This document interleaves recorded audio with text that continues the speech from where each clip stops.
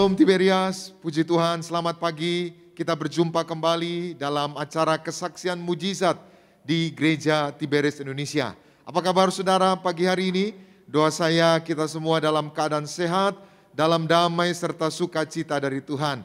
Saudaraku, perkenankan saya mengucapkan selamat ulang tahun untuk kita semua jemaat Gereja Tiberias Indonesia. Selamat ulang tahun Tiberias Ministry, selamat ulang tahun Ibu Gembala, Ibu Pendeta Darniati Pariaji. Kiranya kuasa Tuhan, kemurahan Tuhan terus menyertai pelayanan gereja Tiberias Indonesia.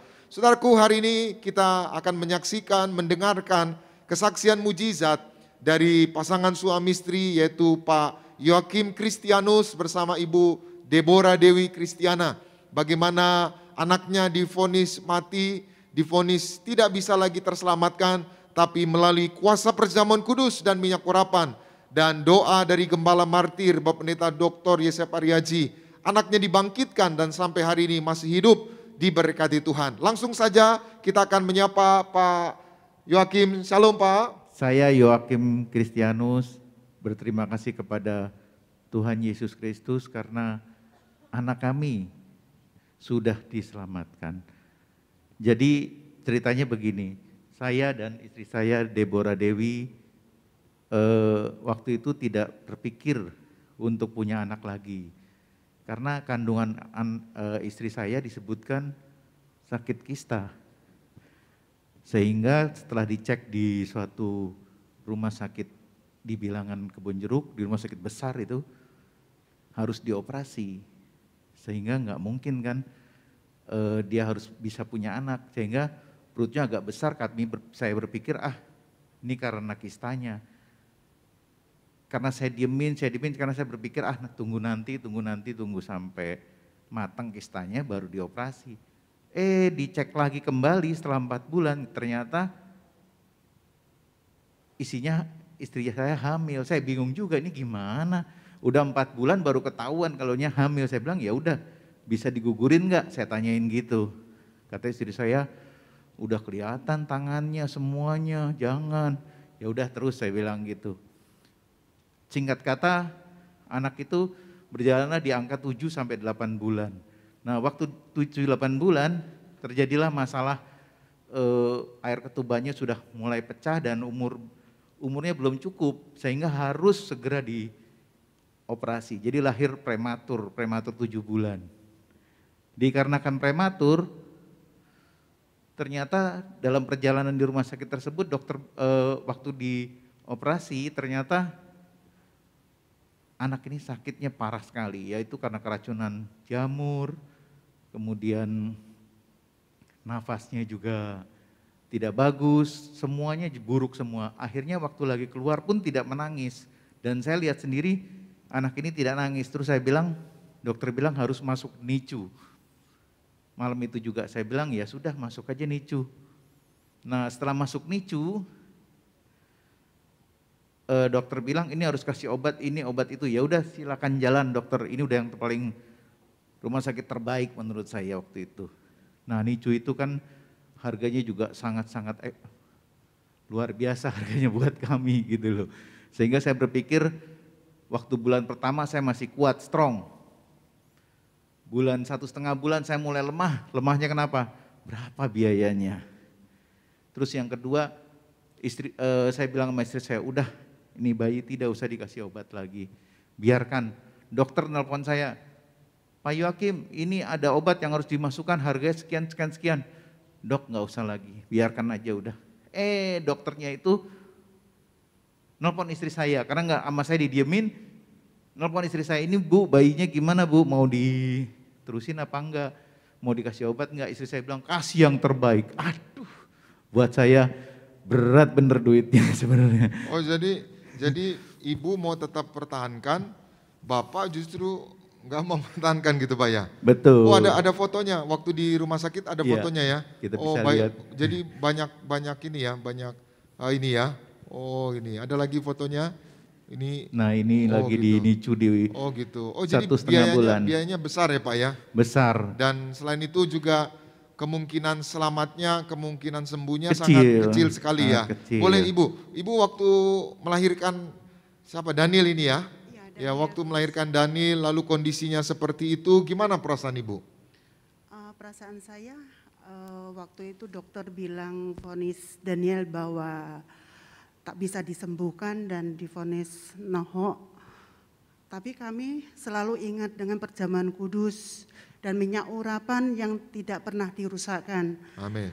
Dan saya juga berterima kasih yang sangat mendalam kepada Bapak Pariaji, Bapak Gembala ya. Bapak Pariaji, Yesaya Pariaji yang sungguh luar biasa dengan Ibu Gembala Darniati Pariaji. Saya mengucapkan banyak-banyak terima kasih. Saya sampai saat ini berada di Tiberias Indonesia ini penuh kuasa, penuh mukjizat yang luar biasa. Tak pernah kami lupakan sampai ajal menjemput kami selalu kenang mukjizat yang terbesar di tengah-tengah Tiberias Indonesia ini. Amin. Karena kami selalu mengucap syukur karena 5 dokter selalu kalau ditanya enggak ada harapan. Terus yang terakhir sempat anak saya itu warnanya kuning seperti minyak goreng. Itu sampai perutnya itu sampai pecah. Itu pun suami saya enggak tahu, cuma saya imanin dan selalu perjamuan kudus dan minyak urapan dan saya selalu urapin dengan perjamuan kudus di tempat ruang NICU, bahkan saya diusir sama si suster. Oh, diusir. Ibu jangan selalu kasih itu basah. Saya bilang suster nggak usah takut. Kalau nanti ada apa-apa anak saya yang bertanggung jawab. Karena saya sebagai ibu yang terbaik buat anak saya. Karena ini minyak urapan perjamuan kudus yang penuh kuasa, yang penuh luar biasa di Tiberias kami Indonesia ini. Makanya saya imanin dan lalu saya oleskan setiap hari, sehari bisa 3 kali, 4 kali, 5 kali.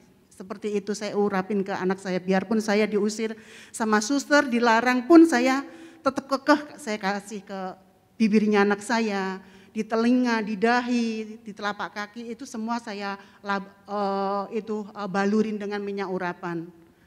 Dari situ, singkat waktu, dokter panggil saya bahwa anaknya ibu harus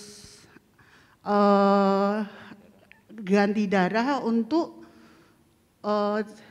membuang racun yang di dalam karena semua virus-virus masuk ke tubuhnya anak kami ini Daniel, bahwa yang nggak bisa sembuh dan nggak mungkin. Saya bilang, dok, saya yakin bahwa saya punya Tuhan Yesus yang luar biasa, bahwa saya hanya bisa doa buat para medis sama suster dipenuhi kuasa, pegang anak saya sembuh. Seperti itu, Bapak. Oh gitu, jadi akhirnya Bapak tahu sendiri anaknya harus dikeluarkan darah. Jadi ganti darah, jadi ganti dia darah ganti 5 labuh begitu. Jadi ada yang dibuang, dikeluarin sampai pagi. Nah akhirnya pelan-pelan anak kami menemukan mukjizat. Dari situ mulai tumbuh pelan-pelan. Total di NICU itu 3 bulan. 3 bulan ya? Begitu, jadi sehingga dia baru sehat kembali setelah 3 bulan. Tetapi dari saya sendiri waktu itu saya udah berpikir udahlah lewat, pulang. Saya udah bilang pulang, tapi istri saya penuh iman. Dan dia selalu kasih perjamuan yang dimana di belakang saya pastinya, karena pas perjamuan saya nggak ikut. Karena saya harus bekerja, sehingga saya nggak pernah lihat perjamuan, cuma istri saya ngomong tadi saya kasih perjamuan. Di hati saya apakah ada mukjizat ya, tapi ternyata mukjizat masih ada. Buat semua kita di sini semua, bukan saya aja. Bapak-bapak, ibu-ibu di sini pasti bisa menemukan mukjizat. Mukjizat masih ada. Kita berikan tepuk tangan yang meriah buat Tuhan Yesus. Akhirnya mukjizat terjadi. Daniel tetap hidup, Daniel tetap selamat, gitu Pak ya? Betul. Ya. Nah sekarang Daniel sudah berumur 6 tahun, sudah bisa berjalan, sudah bisa makan sendiri, biarpun masih berantakan, memang agak terlambat, tetapi Tuhan, kami akan serahkan Daniel ini buat ke depan untuk jadi pekerja Tuhan. Jadi bukan untuk pekerja seperti saya sebagai wira swasta, tapi dia akan kami serahkan kepada, karena kami punya nazar juga apabila Daniel Wahyu Anugrah ini sehat, kami akan serahkan kepada Tuhan. Oh, jadi Bapak bernazar ya, karena memang anaknya udah nggak mungkin hidup ya. Ini istri saya yang punya nazar. Oh, bernazar ya. Ibu bernazar ya. Jadi saya hanya sebagai suami harus mengikuti apa Ya. kata istri. Oh ya sudah, saya ikutin. Jadi saya nggak ajarin dia untuk berusaha menjadi ini, tapi saya berusaha untuk ya dia harus kita serahkan supaya kehidupannya lebih baik lagi ke depan. Amin. Oh, jadi ibu bernazar gitu. Dokter bilang gimana Bu waktu mujizat terjadi? Mujizat terjadi, dokter tercengang. Kok bisa ya? Dia bilang, semua obat yang untuk dosis dewasa pun udah kami berikan ke anak ibu. Dan itu terakhir aja warnanya udah biru. Bahwa ini enggak tertolong, saya bilang. Pasti bisa dok, pasti bisa dok, saya bilang. Dengan yakinnya saya, biarpun rasanya dada itu sesek kepingin mau teriak. Tapi saya hanya lihat kebaikan Tuhan Yesus luar biasa. Sungguh the best buat saya. Tuhan Yesus luar biasa. Karena Tuhan itu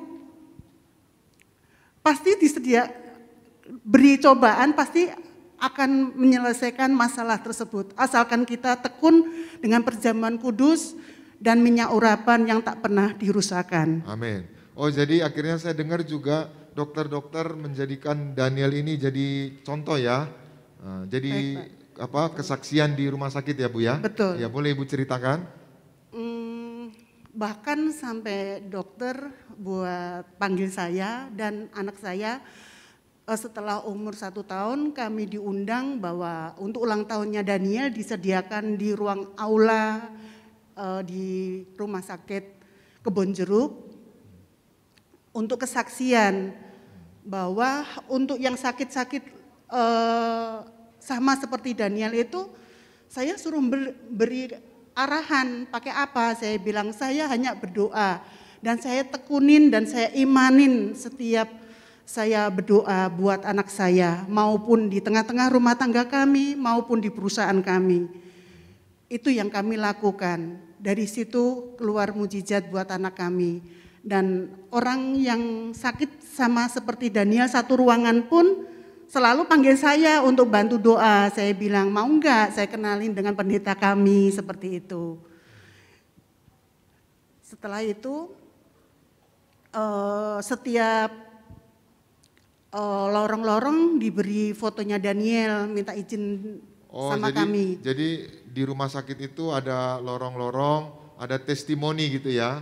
Betul, bahwa Bapak. di rumah sakit ini pernah terjadi mujizat ya, Amin. yaitu bayi Daniel yang harusnya no hope, divonis mati dengan berbagai penyakit dan Bermacam-macam penyakit. latar belakang yang tidak bagus, tapi mujizat Tuhan terjadi, Amin. bayi Daniel sembuh. Oh, Amin. dokternya waktu udah sembuh masih datang ke rumah, boleh Pak? Telepon. Ya, datang ke rumah perhatikan gitu ya. Jadi dokternya observasi terus selama sampai 5 tahun pun, sampai observasi terus sampai sekarang masih terus telepon, kadang-kadang ada di NICU yang berbahaya. Nah, orangnya udah tidak kuat, biarpun agamanya dari manapun saya nggak tahu, dia menelpon istri saya supaya minta kuatin secara iman gitu loh. Kenapa dulu kok bisa lewat, sedangkan ini sakitnya nggak seperti Daniel, di bawah Daniel gitu loh. Si bayi ini kenapa kok ini bayi nggak sembuh-sembuh, kok Daniel lebih cepat gitu loh. Karena ada yang lebih daripada 3 bulan di NICU, ada yang nggak sembuh-sembuh. Dokternya minta istri saya untuk menemani, terus istri saya bilang, waduh saya waktunya juga kerja lagi. Jadi ada juga beberapa yang minta dibantu doa, akhirnya juga ada yang datang juga sekali-sekali, istri saya datang ke rumah sakit untuk minta didoakan. Ya. Gitu loh. Jadi Daniel ini jadi kesaksian ya Pak ya? Betul. Banyak orang jadi kenal kuasa Tuhan melalui perjamuan kudus dan juga minyak urapan. Kesimpulannya akhirnya Daniel Wahyu Tulus Anugrah sembuh ya Pak? Betul, sembuh dan dapat mujizat. Dapat mujizat, bebas dari vonis mati ya? Bebas dari vonis mati. Dan sekarang bertumbuh berkembang dengan normal. Kita berikan tepuk tangan yang meriah buat Tuhan Yesus. Selain kesaksian mujizat Daniel, Bapak usahanya bagaimana Pak? Jadi kami juga pasti usaha sebelum Daniel ada naik, ada turun. Tapi saya setelah ikut Tiberias itu lebih maju lagi. Lebih maju lagi. Ini buat para suami yang mungkin masih bandel sama istri. Saya punya cerita yang sangat-sangat indah buat saya pribadi.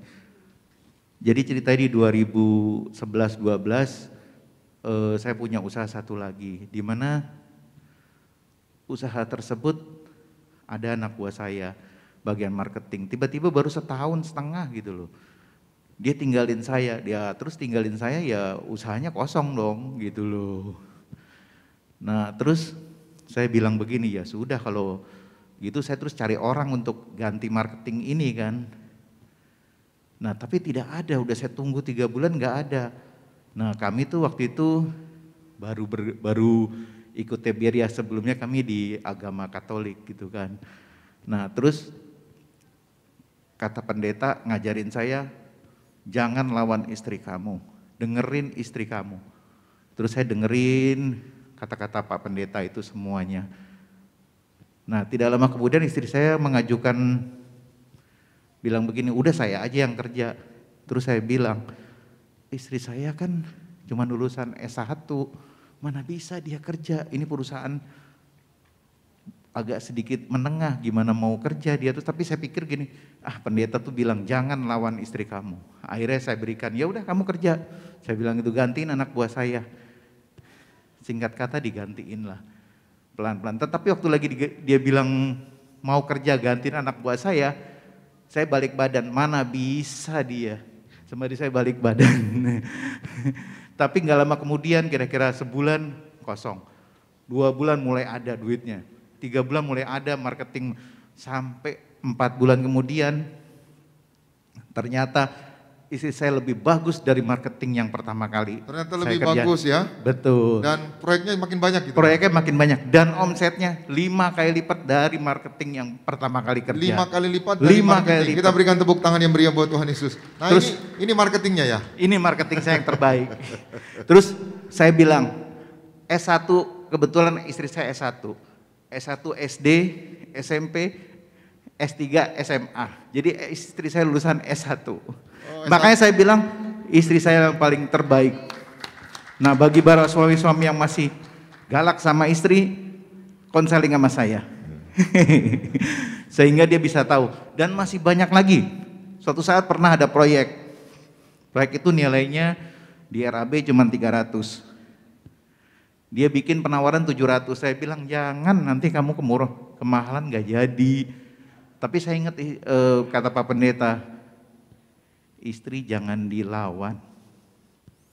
Sembari saya balik badan, brengsek dibilangin di hati saya, tapi saya nggak berani ngomong. Di hati kecil saya, tapi saya ingat mukjizat Tuhan masih ada. Pas kira-kira seminggu dia kasih PDF ke saya. Tek, PDF apa sih ini isinya? Buset deh, proyek 650 juta. Saya bilang bingung saya. Padahal modalnya 300. Padahal modalnya 300, saya cuma geleng-geleng. Ya, kita berikan tepuk tangan yang meriah buat Tuhan Yesus. Jadi diberkati ya Pak ya? Diberkati, semua diberkati terus berkat bantuan istri saya, sehingga perusahaan saya tadinya terpuruk, jatuh karena waktu itu saya hampir ditipu orang habis-habisan, pelan-pelan naik, pelan-pelan sampai sekarang. Sampai sekarang. Biarpun corona, mukjizat ada. Yang ada minyak. Dan ada minyak dan anggur. Tidak akan dirusakkan. Tidak akan dirusakkan. Kita berikan tepuk tangan yang meriah buat Tuhan Yesus. Pak, penutup. Sebagai ungkapan syukur nih jemaat yang di Gading Nias, yang di rumah, ya mungkin usahanya sedang agak sedikit menurun. Gimana? Apa yang Bapak bisa sampaikan? Yang paling penting berdoa sama Tuhan Yesus. Terus kemudian minyak urapan, apabila kita mau dapat proyek, kita urapi itu tempat-tempat, usaha-usaha. Karena saya juga diajarin setiap usaha dikasih minyak.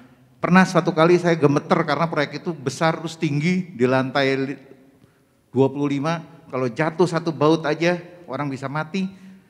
Dikasih minyak urapan, tidak ada satu baut pun yang jatuh. Tidak ada satu baut pun yang jatuh. Malaikat Tuhan jaga ya. Malaikat jaga. Jadi setiap ada pekerjaan yang hati saya gentar, saya panggil Pak Pendeta. Supaya jangan ada kecelakaan. Akhirnya tidak ada kecelakaan. Tidak ada kecelakaan. Puji gitu. Tuhan. Puji Diberkati Tuhan. ya, Pak, ya? Diberkati Tuhan.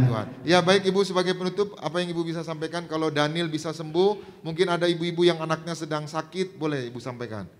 Ya, selalu mengucap syukur karena ini kondisi di kami sendiri dengan anak kami Daniel Tulus Wayayu Anugrah karena mendapatkan mujizat yang luar biasa. Apabila saudara kami, teman-teman kami, apabila ada anaknya yang sakit tetap menjalankan perjamuan kudus dan minyak urapan dan tak pernah dirusakkan. Dari situ harus diimanin. Apapun yang terjadi, biarpun itu ngelihat ke depan rasanya sudah nggak mampu, udah nggak mungkin, tetap lihat Tuhan Yesus itu baik. Tuhan Yesus baik, Tuhan Yesus luar biasa. Karena mujizat masih ada di tengah-tengah gereja Tiberias Indonesia ini. Selalu jangan pernah lupa dengan perjamuan kudus dan minyak urapan yang tak pernah dirusakkan. Sekali lagi saya terima kasih banyak atas Bapak Pendeta, Bapak Yesa Pariaji bersama Ibu Gembala Darniati Pariaji. Saya mengucapkan banyak-banyak terima kasih. Sungguh luar biasa gereja Tiberias Indonesia ini. Selalu kami kenang. Serta kami ucapkan banyak terima kasih para pendeta-pendeta di Tiberias ini. Tuhan Yesus memberkati. Kita berikan tepuk tangan yang meriah buat Tuhan Yesus. Ada lagi penutup Pak? Ya.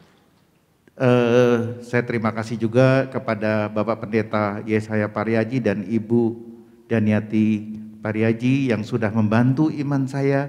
Kalau saya tidak ketemu Tiberias mungkin saya sudah bunuh diri. Karena waktu itu saya udah nohop, dibohongin orang, ditipu orang, itu saya udah nggak tahu lagi harus bagaimana. Tapi waktu saya masuk Tiberias, disitulah saya mulai iman saya tumbuh. Terima kasih Tiberias. Sampai sekarang saya masih kuat, berarti saya penuh mujizat. Dan mujizat itu bukan sekali, dua kali, berkali-kali. Di mana suatu saat orang corona mungkin gulung tikar, saya nggak gulung.